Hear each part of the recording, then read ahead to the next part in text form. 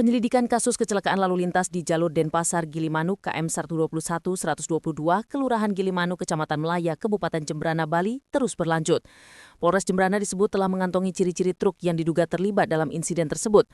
Kecelakaan yang terjadi pada Kamis 30 September 2025 lalu itu melibatkan 2 sepeda motor dan 1 truk box yang identitasnya sempat belum diketahui. Akibat peristiwa tersebut, seorang pelajar meninggal dunia di tempat kejadian, sementara truk box tersebut langsung meninggalkan lokasi. Kasat Lantas Polres Jembrana, Ibtu Aldri Setiawan mengatakan pihaknya telah memperoleh petunjuk penting usai memeriksa sejumlah saksi dan rekaman CCTV di Pelabuhan Gilimanuk serta di sekitar lokasi kejadian. Pihak kepolisian telah melayangkan surat pemanggilan kepada pengemudi truk tersebut.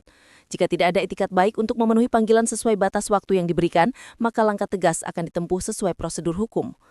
Hingga kini, penyelidikan masih berlanjut untuk memastikan kronologi dan penyebab pasti kecelakaan yang sempat menggegerkan warga di wilayah Gilimanuk tersebut.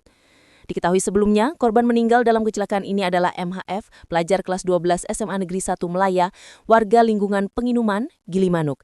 Insiden terjadi sekitar pukul 15.30 WITA saat korban tengah melintas bersama pengendara lain.